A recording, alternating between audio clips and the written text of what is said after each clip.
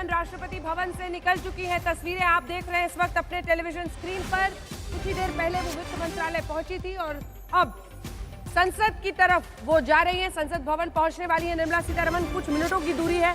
दरअसल अगर आप देखिए तो नॉर्थ ब्लॉक में वित्त मंत्रालय और वहीं से वो निकली है। उन्होंने बाकायदा वो टैब जो मेक इन इंडिया टैब है, जिसमें पूरा बजट है, डिजिटल पेपरलेस से बनाया गया है, उसको लेकर अब वो वहां पहुंच रही है। कैबिनेट की बैठक 10:15 बजे होनी है, जिससे इस बजट पर मुहर लगेगी और उसके बाद 11 बजे, जी हां, सिर्फ 1 घंटे का अब इंतजार है।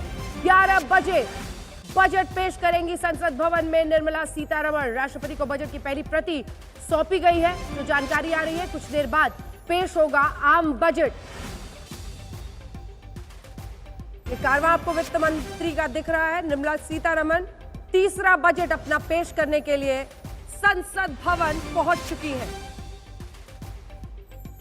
10 बज गए हैं और ठीक 1 घंटे का इंतजार है, जिसके बाद ये बजट पेश होगा।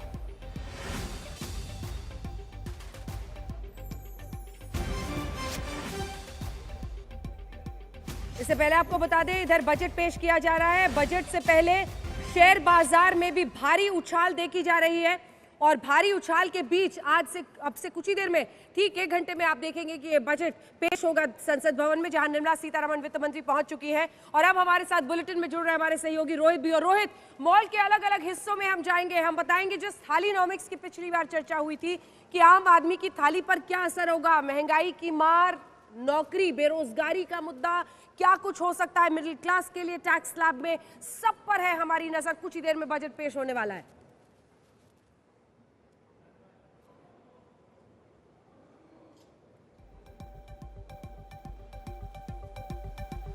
शुक्रिया अंजना, स्वागत है आप सबका आज तक के इस बजट बाजार में। मैं और अंजना लगातार अब आपके साथ रहेंगे, क्योंकि जितना बड़ा ये देश है, जितना बड़ा इस देश का बजट है, उतना बड़ा कवरेज भी होना चाहिए। तो आज तक का ये विशाल बजट बाजार का सेट है आज, जैसा इतिहास में टीवी के कम से कम इससे पहले कभी नहीं हुआ है। तो इतना बड़ा कवरेज लेकर हम आज आपके लिए आए हैं आज तक के इस बजट बाजार में। खास तौर पर कोरोना काल के बाद जिस तरीके की चुनौतियां देश के सामने हैं, आर्थिक मंदी जिस तरीके की देश ने पिछले कुछ समय में देखी है, उससे देश को बाहर निकालने के लिए आज इस बजट में क्या क्या प्रावधान होंगे। इस देश का मध्यवर्ग हर बार बजट से एक उम्मीद लगाकर बैठता है कि क्या उसके लिए कोई राहत होगी, खासतौर पर तब जब सरकार खुद बार बार यह कह रही है कि लोगों की जेब में पैसे आएंगे तो लोग बाजार से कुछ खरीदेंगे, खरीद बढ़ेगी, तभी अर्थव्यवस्था को वापस पटरी पर लाने की एक स्थिति बनेगी। तो आज इन सारे पहलुओं को बात करेंगे। हमारे साथ पैनल के एक्सपर्ट हमारे मौजूद हैं, 2, बिजॉन मिश्रा जी और आलोक जोशी, एक कंज्यूमर एक्सपर्ट हैं और एक वरिष्ठ पत्रकार हैं। आप दोनों तो पहले से मौजूद हैं, तो मेरा ही स्वागत है आप दोनों तीनों के बीच में। लगातार कवरेज सुबह से चल रहा है। और अंजना, ऐसा कवरेज कम से कम बजट का, जितना बड़ा देश, जितना बड़ा कवरेज, जितना बड़ा बजट, उतना बड़ा कवरेज आज इस बजट का हम लेकर आए हैं अपने दर्शकों के। बिल्कुल, कई राजनीतिक मेहमान भी हमारे साथ जुड़ेंगे, लेकिन तस्वीरों के साथ बुलेटिन की शुरुआत करते हैं, क्योंकि आज सुबह की हलचल वित्त मंत्रालय के इर्द गिर्द जो देखी गई। निर्मला सीतारमण देश की वित्त मंत्री, वो कुछ ही देर पहले उन्होंने अपना वो टैब जो कि मेक इन इंडिया टैब है, उन्होंने खुद ही वहां पर पत्रकारों को बताया है मेक इन इंडिया टैब है और मेड इन इंडिया कहिए, और वो टैब लेकर वो कुछ ही देर में एक पेपरलेस, पहली बार ऐसा हो रहा है। बही खाता तो लाल कपड़े में पिछली बार भी आया था, लेकिन इस बार टैब के जरिए पेपरलेस यानी डिजिटल समझ लीजिए पूरा का पूरा ये बजट आप लोगों के भी मोबाइल पर आने वाला है। कुछ ही देर में हम लोग जानकारी देंगे, हर खबर, हर ऐसी चीज जो आपसे जुड़ी है, आपकी जेब से जुड़ी है। नौकरियों को लेकर क्या कुछ इस बार सरकार कर सकती है, कृषि कानूनों को लेकर कैसे किसानों को बना सकती है, क्या कोई बड़ा तोहफा उन्हें दिया जा सकता है जिसके जरिए उनको बनाने में थोड़ी सी सहूलियत हो। इन तमाम मुद्दों पर हम चर्चा करेंगे। तस्वीरों के साथ हम शुरुआत कर रहे हैं। तो ये देखिए, राष्ट्रपति को प्रति सौंपी गई है बजट की, और ये आपको एक तरफ वित्त मंत्री निर्मला सीतारमण, दूसरी तरफ वित्त राज्य मंत्री अनुराग ठाकुर दिखाई दे रहे हैं जी। और ये पारंपरिक तस्वीर है, राष्ट्रपति को बजट की पहली कॉपी सौंप दी जाती है और उसके बाद अब वित्त मंत्री निर्मला सीतारमण निकल चुकी है, जिसकी तस्वीरें हमने आपको दिखाई हैं। संसद परिसर पहुंचेंगे, वहां कैबिनेट की बैठक होगी 10:15 बजे के आसपास, जहां बजट को एक तरीके से कैबिनेट की मंजूरी के बाद 11 बजे आम बजट देश का वित्त मंत्री निर्मला सीतारमण पेश करेंगी। वित्त मंत्री के तौर पर निर्मला सीतारमण का ये तीसरा बजट होगा। और ये तस्वीरें आप देख रहे हैं संसद भवन परिसर की, जहां वित्त मंत्री निर्मला सीतारमण और वित्त राज्य मंत्री अनुराग ठाकुर दोनों इस समय पहुंच चुके हैं और अब इंतजार सबको इस बात का कि थोड़ी देर के बाद जब वित्त मंत्री अपना ये तीसरा आम बजट पेश करती हैं तो उसमें क्या कुछ खास होने वाला है। हिमांशु मिश्रा हमारे साथ आ गए लाइव वहीं से संसद भवन परिसर में। हिमांशु बताइए। रोहित, देखिए, निर्मला सीतारमण जो है वो संसद भवन पहुंच चुकी हैं और लगभग 10-20 के करीब जो है वो कैबिनेट होगी और कैबिनेट के अंदर औपचारिक मोहर जो है वो बजट पर लगा दी जाएगी। लेकिन जो बात आप कह रहे थे कि हर बजट के अंदर मध्यम वर्ग जरूर सोचता है कि उसको क्या खास मिलेगा, लेकिन इस बार जो है ना सिर्फ मध्यम वर्ग बल्कि आम व्यक्ति से लेकर खास व्यक्ति तक सबकी निगाहें हैं कि उनके लिए क्या पिटारे में निकलता है। क्योंकि संकट काल था कोरोना का और इस संकट काल के अंदर जिस तरीके से लॉकडाउन रहा और अर्थव्यवस्था जो है बिल्कुल मंद पड़ गई, अब उसको रफ्तार देने के लिए क्या बूस्टर वैक्सीन जो है निर्मला सीतारमण लेकर आती है अपने इस टोक रही हूँ। जरा तस्वीरें भी अपने दर्शकों को दिखाते हैं। डॉक्टर हर्षवर्धन अभी स्वास्थ्य मंत्री घुस रहे हैं। ये ऐसे मंत्री हैं जिनका नाम लिया जा सकता है बड़ी चुनौतियों का सामना। एक तो डॉक्टर हर्षवर्धन, नरेंद्र तोमर कृषि मंत्री, और अब फोकस सारा का सारा वित्त मंत्री निर्मला सीतारमण पर। हालांकि अमित शाह को भी आपने कुछ देर पहले देखा, गृह मंत्री भी 26 जनवरी को जो कुछ हुआ उसकी वजह से ये तमाम मंत्रालय हैं जो कोविड की शुरुआत के बाद 2020-2021 में जबरदस्त दबाव और तनाव का चुनौतियों का सामना कर रहे हैं। ऐसे में ये अगर आप संसद का सत्र भी बजट सत्र देखें तो साल का पहला है और जिन परिस्थितियों के बीच में हो रहा है, जो अभिभाषण राष्ट्रपति का हुआ उसमें भी अलग अलग, पहली बार सेंट्रल हॉल, लोकसभा, राज्यसभा, हर जगह पर लोग बैठे थे, तो हर सावधानी के बीच ये सेशन किया जा रहा है। और इस बार आप देख रहे हैं ये तस्वीरें, देखिए निर्मला सीतारमण वित्त मंत्री बात करते हुए राष्ट्रपति से, वहां पर उन्होंने बजट की कॉपी सौंपी है। कुछ ही देर में कैबिनेट में इसका अप्रूवल होगा और उसके बाद ठीक 11 बजे वो पढ़ने की शुरुआत करेंगे। कुछ देर पहले रोहित, आलोक जी मुझसे पूछ रहे थे कि कुछ आइडिया है क्या कि कितना लंबा होगा, तो अब ये तो अब टैब होने के बाद तो और मुश्किल हो गया आलोक जी। पहले तो हम लोग जरा मोटा कितना है, पतला कितना है मुश्किल, हमने एक से एक लंबे लंबे भाषण सुने हैं बजट के, अब तो टैब में वो था लगाना भी मुश्किल है। अब टैब से इस बात को लेके और आप सोच लीजिए कि कहीं कुछ दिन के बाद जब बजट भाषण हो टैब के साथ तो वो प्रेजेंटेशन के जैसा ना होने लगे, कीनोट या पीपीटी प्रेजेंटेशन हो जिसमें स्लाइड्स आए सामने और ये बताया जाए कि किस मत पे कितना खर्चा किया है और कहाँ कितना देना है, कितना जीबी का होगा डेटा। वित्त मंत्री निर्मला सीतारमण की ये तस्वीरें आप इस वक्त देख रहे हैं राष्ट्रपति रामनाथ कोविंद के साथ। लेकिन एक बड़ी चीज, कोरोना काल के बाद, लगभग बाद ये बजट सत्र हो रहा है। इससे पहला जो पिछला सत्र हुआ था वो कोरोना काल के बीच में हुआ था और उसके पहले जब सांसदों के कोविड टेस्ट किए गए थे तो कई सारे सांसद पॉजिटिव पाए गए थे। इस बार राहत की बात यह है कि कोई सांसद कोविड पॉजिटिव नहीं पाया गया इस कोरोना काल के बजट सेशन के दौरान भी। और दूसरी बड़ी चीज ये कि इसके बावजूद सारी व्यवस्थाएं कोरोना की गाइडलाइंस को ध्यान में रखते हुए की गई हैं। जैसा आप फोन करते हैं किसी को तो मैसेज सुनाई देता है कि दवाई भी और कड़ाई भी, तो वो दोनों चीजें इस वक्त बजट सत्र में भी आपको दिखाई देंगी। उस चीज का पूरा ध्यान रखते हुए ये बजट सत्र होगा जिसमें वित्त मंत्री निर्मला सीतारमण अब से थोड़ी देर के बाद बजट पेश करेंगे। गौरव भाटिया हमारे साथ आ गए हैं, वो बीजेपी के राष्ट्रीय प्रवक्ता हैं और साथ ही सुप्रीम कोर्ट के वरिष्ठ वकील हैं। हमारे साथ अखिलेश प्रताप सिंह आ गए, वो कांग्रेस पार्टी के राष्ट्रीय प्रवक्ता हैं, उत्तर प्रदेश से आते हैं। आप दोनों का स्वागत है। गौरव भाटिया, क्या उम्मीद करें लोग आज आपसे? एक तरफ किसान बैठे हैं वहां धरने पर, दूसरी तरफ कोरोना काल ने पूरी अर्थव्यवस्था को लॉकडाउन में बैठा दिया। जी, सबसे पहले तो जैसा आपने कहा, एक मजबूत और बड़ा देश भारत, आपके चैनल ने एक बड़ा प्रोग्राम का यहाँ पे ऑर्गेनाइज किया है और एक सकारात्मक बात से शुरुआत करूंगा। आज एक नई उमंग है, एक नया विश्वास है सब में और हर किसी की अपनी अपनी इच्छाएं हैं और हमें लगता है आज जो बजट आएगा, जो वित्त मंत्री निर्मला सीतारमण जी पेश करेंगी, ये भी एक इतिहास लिखेगा और बहुत हद तक जैसा कहा जा रहा है कि भारत एक ऐसी अर्थव्यवस्था बन गया है जो कोविड के संकट में, जो अभी खत्म नहीं हुआ, फिर भी आगे की तरफ देख रहा है, जो विश्व को एक रास्ता दिखा रहा है। और जो अनुमान आए हैं IMF के भी, तो रिकवरी का रेट 11.5% हो, ये भी बात आई है, वी शेप्ड रिकवरी हो। और प्राथमिकता हम फिर कहेंगे कि रिफॉर्म भी होंगे लेकिन रोजगार के अवसर बढ़े, भारत सही मायने में आत्मनिर्भर भारत बने, किसानों का भी भला हो, महिलाओं के लिए भी कुछ हो, ये सबको साथ में लेके चलने की जो क्षमता है वो सामने आएगी और इसी की रूपरेखा हमने इकोनॉमिक सर्वे में भी देखी। हाँ, लेकिन हमेशा पता है गौरव भाटिया जी, उम्मीदें ये रहती हैं, देखिए सैनिटाइज किया जा रहा है, संसद भवन की तस्वीरें आप देख रहे हैं, जो ये हिस्सा है उसको सैनिटाइज किया जा रहा है और एक एक करके तमाम मंत्री वहां पर पहुंच रहे हैं। एक एक करके ये रमेश पोखरियाल आपको दिखाई दे रहे हैं, शिक्षा मंत्री वहां पर पहुंचे हैं, सभी को इंतजार है। फोटो ऑप जैसा भी दिन आज होता है और बजट पेश हो रहा है, बड़ा दिन है सरकार के लिए। लेकिन गौरव भाटिया जी याद रखिएगा, मुख्तार अब्बास नकवी अब आपको दिख रहे हैं, याद रखिएगा, देखिए इस तरह की बातें कि हर सेक्शन को एड्रेस किया जा रहा है, पार्लियामेंट को कई बार बजट एक्सटेंशन में होता चला जाता है, आगे बढ़ता है एक सीरीज की तरह। आउट ऑफ द बॉक्स क्या सरकार ऐसी परिस्थितियों में सोच रही है, इस पर सीधा सवाल मनीष तिवारी ने दागा है। वो 91 से 2012-20 की इस अर्थव्यवस्था की मंदी की तुलना कर रहे हैं। मैं अब सीधे जाना चाहती हूँ, विक्रम किर्लोस्कर जी हमारे साथ वाइस चेयरमैन है टाटा किर्लोस्कर मोटर्स के, वो जुड़ रहे हैं CII से। मैं आपसे यही विक्रम जी जानना चाहूंगी, इंडस्ट्री की खास नजर क्या है, क्योंकि ऑटोमोबाइल सेक्टर पर भी आप बोलना चाहेंगे, लेकिन विक्रम साहब क्या बड़ी चीजें हो, क्योंकि यही संदेश इंडस्ट्री की भी तरफ से आया है कि सरकार इस वक्त स्पेंडिंग करे, पैसा इस तरह से झोंके, वित्तीय घाटे की बहुत ज्यादा चिंता ना करते हुए रूरल सेक्टर में बूस्ट लाना बहुत जरूरी है। पूरी अर्थव्यवस्था में जान कैसे आएगी, और 11% का ये ग्रोथ प्रोजेक्शन जो एक्सपोनेंशियल एकदम दिख रहा है इस वक्त सोचने में, आपको लगता है मुमकिन है वो?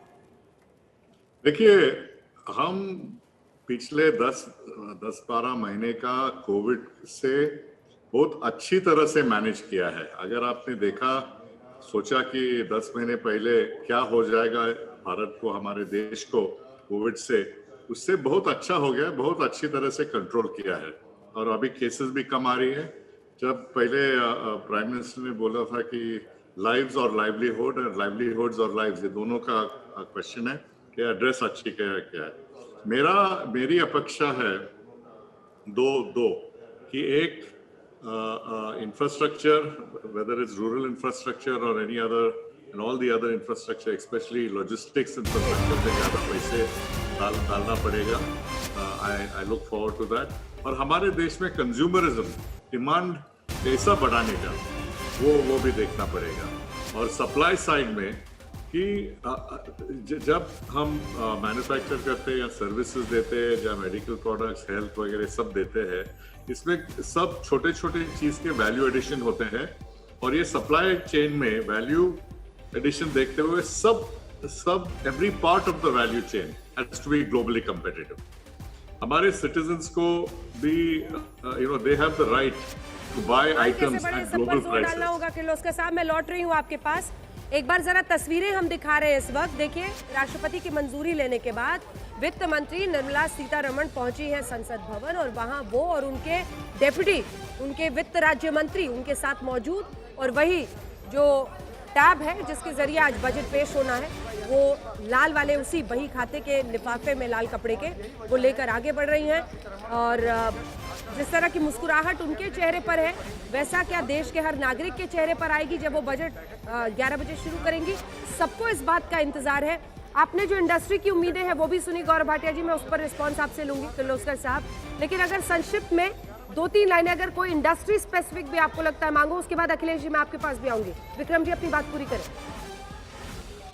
लॉन्ग टर्म इन्वेस्टमेंट के लिए पॉलिसी स्टेबिलिटी और प्रेडिक्टेबिलिटी चाहिए। So my interest in this budget or any future budgets or any announcements that there is predictability in policy and predictability in budgets. क्योंकि अगर जब भी हम इन्वेस्ट करते हैं, इन्वेस्टमेंट के रिटर्न के लिए 5, 10, 15 बरस इयर्स लगते हैं वापस आने के लिए। तो प्रेडिक्टेबल एनवायरनमेंट में इन्वेस्टमेंट ज्यादा हो सकता है।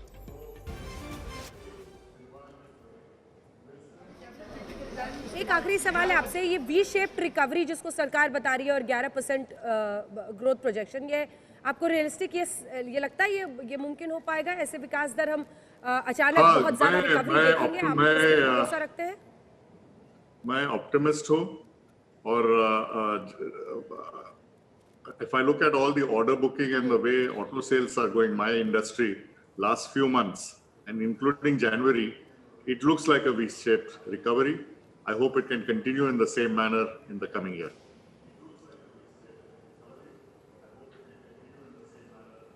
गाड़ियों वाड़ियों की बुकिंग में सर इजाफा हुआ है? अगर कुछ ऑफ हैंड नंबर्स आप हमारे दर्शकों को बता सके। नहीं, अच्छा हो रहा है। अभी आज पेपर में बहुत आया है कि सबके सब मैन्युफैक्चरर्स की गाड़ी के सेल अच्छे हुए जनवरी में भी, और फरवरी का ऑर्डर बुकिंग भी सबका अच्छा है।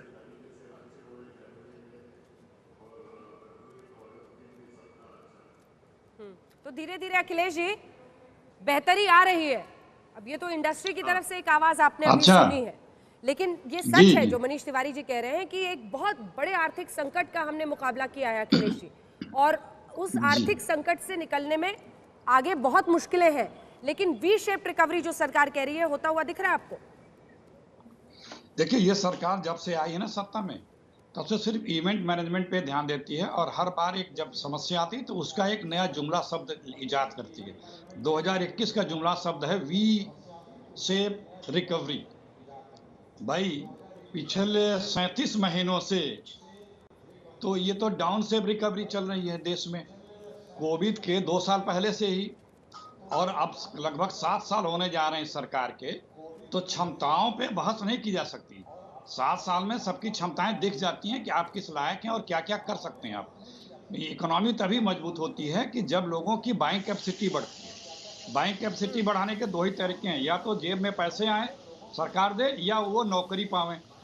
न सरकार जेब में पैसे दे रही है, जिनकी नौकरी थी उनकी नौकरी छीन गई, खत्म हो गई एमएसएमई सेक्टर के तमाम लोगों की, और सरकारी जो नौकरियां हैं वो भी छीन रही हैं, वो भी कम होती जा रही हैं, रिटायर करते जा रहे हैं, पीएसयू बेचते जा रहे हैं। तो जब बैंक कैपेसिटी लोगों की बढ़ेगी नहीं, नौकरियां लोग पाएंगे नहीं, कारोबार तभी तो बढ़ेगा जब लोग कुछ खरीदने की ताकत में आएंगे। तो वो सरकार खुद ही रिवर्स करती जा रही है। तो हम क्या करें, कैसे अपेक्षा करें? पिछले 7 सालों में तो देख ही लिया आपने, सिर्फ कर्जा लेकर के, जो 67 सालों में देश ने जितना कर्जा नहीं लिया उतना कर्जा आदरणीय मोदी जी ने 6 वर्षों में लिया, 60 लाख करोड़ का कर्जा लिया। तो ये सारी चीजें अब 1 घंटे में अभी और दिखेगा।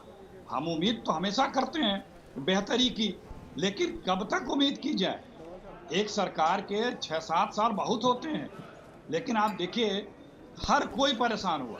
ये हम नहीं कह सकते, या कोई नहीं कह सकता कि हम सिर्फ कोरोना में हमारी इकोनॉमी खराब हुई। आप उसके पहले ही हमारी इकोनॉमी 4 पॉइंट पे आ चुकी थी, और आप सत्ता में आते ही आंकड़ों से खेल करना शुरू कर दिए। आपने जीडीपी की कैलकुलेशन को चेंज कर दिया, आपने तमाम आंकड़े बंद कर दिए। तो आपको कोई उम्मीद नहीं है? मतलब कितने आगे नहीं, उम्मीद तो हम कर रहे हैं, लेकिन पिछला 7 साल में क्या हुआ? अभी भी कोई बहस की आवश्यकता है क्या कि अच्छा करेंगे कि बुरा करेंगे? भाई किसी को पहचानने में, काबिलियत जानने में 7 साल का उसका क्रियाकलाप कार्यकाल सफिशिएंट होता है। रोहित सरदाना जी, हम तो चाहते हैं कि सुधारें, अच्छा करें, नौकरियों पे रोक जो लगा रखी है भर्ती करें, लोगों को जेब में पैसे डालें। फिर भी आप कह रहे हैं आपको उम्मीद है? तभी से सुझाव दे रही है।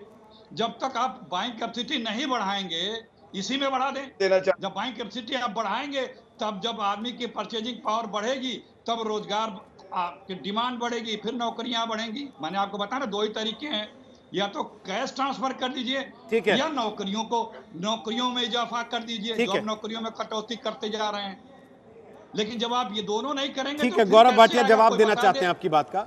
गौरव जी जवाब दे दीजिए। साथ साथ तस्वीरें भी दिखा रहे हैं हम लगातार, जो मंत्रीगण पहुंच रहे हैं इस वक्त संसद भवन, क्योंकि 10:20 पर कैबिनेट की मीटिंग है जिसमें औपचारिक मंजूरी मिलेगी इस बजट प्रस्ताव पर जो आज पेश किया जाना है 11 बजे। हम तस्वीरें भी लगातार दिखा रहे हैं। गौरव भाटिया जवाब दे दीजिए। देखिए, ऐसा है, 2 घंटे पहले से कांग्रेस के प्रवक्ता और कांग्रेस पार्टी का मातम शुरू हो गया। वही लिखे लिखाए घिसे पिटे वक्तव्य, जब पूरा देश सकारात्मक बात कर रहा है, आशावादी है, तो ये लोग बेचारे रो रहे हैं। और रोहित जी, मैं इतना ही कहूंगा, जब कांग्रेस के फेफड़े खराब हो गए तो हवा में कितना ऑक्सीजन है इससे फर्क नहीं पड़ेगा, क्योंकि वो ऑक्सीजन इनके फेफड़े ले नहीं पाएंगे। लेकिन देश की जो स्थिति है, सुधार है, वो सबको दिख रहा है। और एक अच्छी बात मैं आपको बताऊं कि जो हमारा टैक्स रेवेन्यू कलेक्शन है वो बढ़ रहा है, जिसका एक उदाहरण जैसे जीएसटी ले लीजिए। जनवरी में 1,20,000 करोड़ हुआ, ये पहले से भी बेहतर है। ये क्या दिखाता है कि टैक्स रेवेन्यू बढ़ रहा है। सरकार स्पेंडिंग बढ़ाए, उससे भी लाभ होगा, जो इकोनॉमिक सर्वे रिपोर्ट में आया है। और हमारी प्राथमिकता कई जो है दिशाओं में रहेगी। रूरल इंफ्रास्ट्रक्चर हो, चाहे किसान हो, चाहे नौजवान हो, और इसी बात का गौरव इन्हें जी। दर्द है कि इतनी गौरव जी, जल्दी हमारी मेरा इकोनॉमी सवाल की ये ग्रोथ है कैसे? कि मैं जवाब दूं? मैं आपकी सारी अभी रुक बातें मान जाइए। लूं गौरव जी। गौरव जी, क्या है ना, हम आपसे कहते हैं कि देखो पेट्रोल का दाम ऐसे ऊपर जा रहा है, आप कहते हैं कि देखो सेंसेक्स ऊपर जा रहा है। हम कहते हैं कि देखिए गैस सिलेंडर का दाम लगातार ऊपर जा रहा है, आप कहते हैं देखो सेंसेक्स ऊपर जा रहा है। मैं उत्तर देता हूं, धन्यवाद। देखिए, सबसे पहले तो अगर किसी वस्तु का दाम ऊपर भी जा रहा है तो ये ईमानदार सरकार है। पिछली सरकार की तरह नहीं है कि घोटाले एक एक रुपया जनता की भलाई के लिए लगता है, चाहे मनरेगा हो, चाहे किसान सम्मान निधि हो, 1,20,000 करोड़। और दूसरी बात, इन्फ्लेशन जो है ना, कांग्रेस की सरकारों में 10 से 11% रहता था। यहाँ पे हमने देखा महामारी से लड़ते हुए भी इन्फ्लेशन की दर जो है वो 3 से 4.5% के बीच में रही, 5% के बीच में रही। इसके साथ जो एक डिसिप्लिन होता है, फिस्कल डिसिप्लिन, वो मेंटेन करते हुए हमारा जो डेफिसिट है वो भी हमने बढ़ने नहीं दिया। जो कभी कांग्रेस के समय में 5 और 5.5% होता था, वो हमेशा हमने 3.5% से लेके 4% के नीचे रखा, पेंडिंग बढ़ाते हुए। ये क्या दर्शाता है? ये दर्शाता है जो नीतियां हैं उसमें क्लैरिटी है, और ये हमारी अर्थव्यवस्था को मजबूत कर रही है। रोहित जी, मैं कुछ बोलूं? क्लैरिटी आपको किसानों के मुद्दे पर भी रखनी थी, और वो गौरव जी आपकी सबसे बड़ी चुनौती है। 2020 में किस सेक्टर ने सबसे ज्यादा कंट्रीब्यूट किया बजट में, देश की अर्थव्यवस्था में? कृषि क्षेत्र ने। उन्हीं में जबरदस्त इजाफा हुआ, 13 से 17.5% पहुंचे। लेकिन आज वही बैठे हुए बॉर्डर पर। इस पर जब सवाल जवाब करेंगे, लेकिन हमारे साथ मिस्टर हर्षवर्धन नेयोतिया, जो कि पास्ट प्रेसिडेंट है फिक्की के और चेयरमैन है अंबुजा नेयोतिया ग्रुप के। तो हर्षवर्धन जी, इंफ्रास्ट्रक्चर, रियल एस्टेट सेक्टर सबसे जुड़ा हुआ, क्योंकि सीमेंट देश की नींव अर्थव्यवस्था की आपको कैसी इस वक्त दिख रही है? रियल एस्टेट सेक्टर में आप कैसा पुश देखना चाहते हैं इंफ्रास्ट्रक्चर में? और साथ ही क्या आप भरोसा करते हैं इस वी शेप्ड रिकवरी 11% के ग्रोथ प्रोजेक्शन की 21-22 के लिए? जी, जहाँ तक ग्रोथ का सवाल है, इसमें कोई संदेह नहीं है कि ग्रोथ अपना अच्छा ही रहेगा, लेकिन कितना डीपली हम लोग इंक्रीज कर पाए इस पर अभी थोड़ा सोचना है। इसलिए क्योंकि जो अनऑर्गेनाइज सेक्टर है और स्मॉल सेक्टर है, वहाँ पर जो आघात पहुंची थी वो पूरे तरीके से अभी तक समाधान हुई नहीं है। जो मैं सोचता हूँ कि जो मिडिल और बिग इंडस्ट्रीज में ऑलरेडी काफी हम लोग बढ़ोतरी देख पा रहे हैं, लेकिन जो टाइनी, स्मॉल और अनऑर्गेनाइज सेक्टर है वहाँ पर तकलीफ अभी भी है। लेकिन इसके बावजूद भी जिस तरीके से हम लोगों ने मुकाबला किया है पैंडेमिक का, और उसके बाद जो भी स्टेप्स लिए हैं सरकार ने, हम लोगों को काफी भरोसा है कि इससे आगे हम लोग जरूर बढ़ेंगे। और उम्मीद है इस बजट में कि ये जो ग्रोथ का मोमेंटम है इसको कायम रखने के लिए लोगों के हाथ में इन्वेस्टेबल इनकम बढ़े, ताकि डिमांड जनरेशन सस्टेन किया जाए।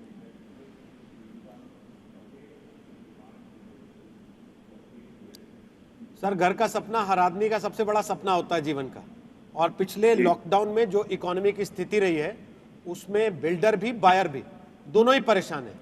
आप क्या उम्मीद कर रहे हैं इस बजट में? ऐसा कौन सा वैक्सीन आ जाए जिससे बिल्डर बायर दोनों खुश हो जाएं? उससे पहले मैं आपको तस्वीर दिखा दूं। ये प्रधानमंत्री नरेंद्र मोदी इस वक्त संसद भवन परिसर पहुंच चुके हैं, जहां अब कैबिनेट की मीटिंग शुरू होने वाली है, और इसके फौरन बाद बजट होगा। वित्त मंत्री निर्मला सीतारमण बजट पेश करेंगी। प्रधानमंत्री नरेंद्र मोदी संसद भवन के गलियारे में आपको दिखाई पड़ रहे हैं, वो कैबिनेट मीटिंग के लिए इस समय पहुंच चुके हैं।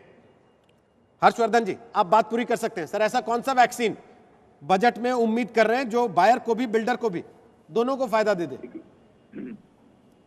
काफी इंटरेस्ट रेट में कमी हुई है। ये बहुत बड़ा एक सब दोनों बिल्डर को और बायर को इसका बहुत बड़ा लाभ मिला है।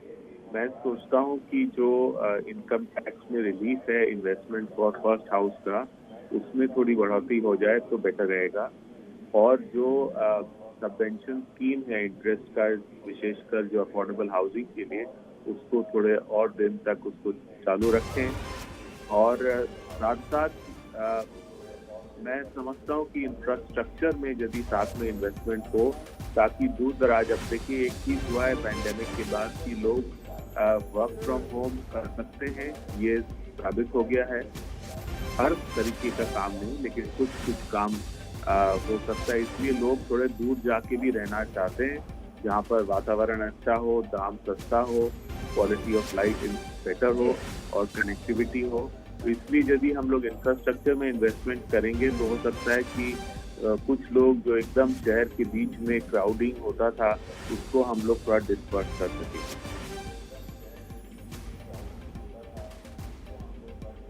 ठीक है, लेकिन देखिए खरीदने वाले, घर खरीदने वाले और घर बनाने वाले के सपनों में कई बार क्लैश भी होता है, जिसका जिक्र होता है कि किस तरह से हम रेगुलेट इस पूरे रियल एस्टेट को करें। पिछली बार भी कुछ कदम उठाए गए थे, लेकिन किस तरह से बातें आगे बढ़ी हम बातचीत करेंगे।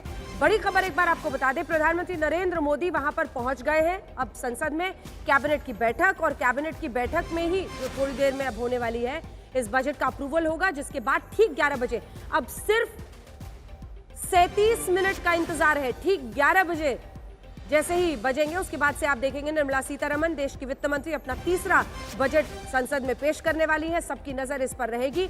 एक छोटे से ब्रेक के लिए हमें रुकना पड़ रहा है। गौरव भाटिया जी आपके पास लौटेंगे और आप हमारे साथ विद्या जी भी बने हुए हैं, अखिलेश जी भी बने हुए हैं। बात इसकी भी होगी किसानों की, गौरव भाटिया जी, खास तौर पर क्योंकि कृषि क्षेत्र ने बहुत सहारा दिया था लॉकडाउन के दौरान, और वही किसान आज बैठे हुए हैं। मनाना आप ही को है, कुछ बड़ा कीजिएगा जिसको सुनकर उनको समझाना या फिर इस बार मनाना एक तरह से आसान हो जाएगा। इसका भी इंतजार है लोगों को। बिल्कुल, हम एक छोटा सा ब्रेक लेकर वापस आ रहे हैं, सब पहलुओं पर बात करेंगे। आप देख रही है आज तक, ये विशेष कवरेज बजट पर लगातार जारी।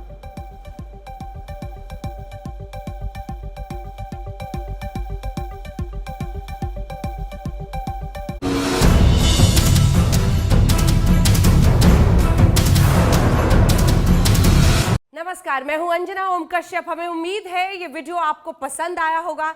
लेटेस्ट खबरों के लिए यूं ही देखते रहिए आज तक, और इस वीडियो के पसंद आने पर लाइक, शेयर एंड सब्सक्राइब करना ना भूलें।